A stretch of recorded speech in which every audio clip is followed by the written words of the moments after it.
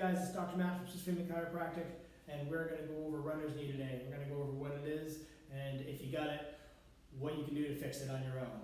So basically, runner's knee, we're thinking of pain in the kneecap either while you're running or it hurts after you run.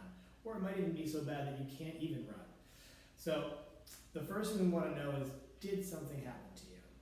Did you slip? Did you tweak your knee? Did you buy new shoes? Did you up your mileage? Meaning, is there some sort of incident or thing that happened that would explain why you're starting to get like the pain in the kneecap?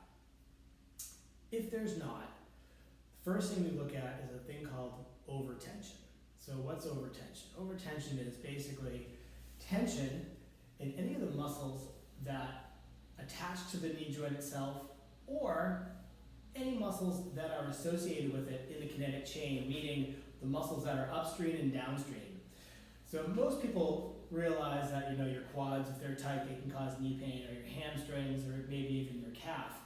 But you also have to remember your glutes can cause it, your hip flexors, because all those muscles, they're all associated, or at least they're all tied together with what's called a fascia. It's kind of like saran wrap that wraps all the muscles together. And so they're technically, even though they're not all connected by the muscle fibers, they're connected by the fascia. So you can have tension in one area way up high, and it causes a tension or pull at the knee joint when you're running.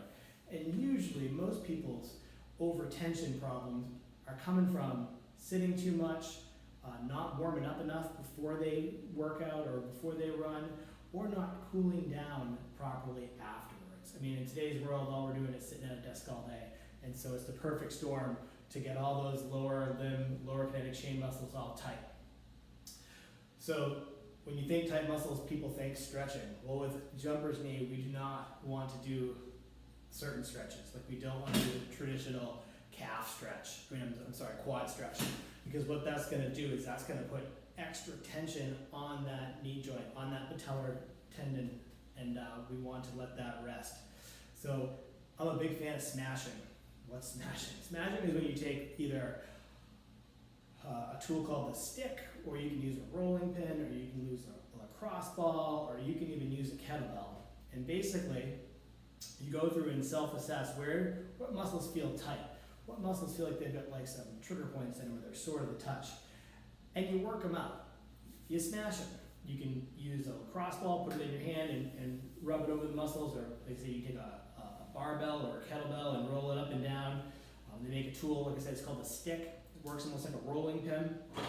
But basically, you want to work not only, like I said, all the muscles that are really close to the knee, but all the way up and all the way down. And then we want to make sure that we're focusing before we run on a proper warm-up. Not just stretching, but walking a little bit before you start running really slow. You want to get the blood flowing, get those muscles fired up. And then we want a proper cool down after. The worst thing you can do is work out or run and then jump in a car for an hour and go, sit in traffic. Everything's just going to stiffen up. And if you do that long enough, you're going to start to get problems. And if you ignore the problems, if you're just one of those people who runs through the pain, eventually you can get yourself to a situation where you would need some real medical intervention, like a surgery or possibly something even worse. So we want to take care of these things early before they get out of hand. So I hope this was helpful.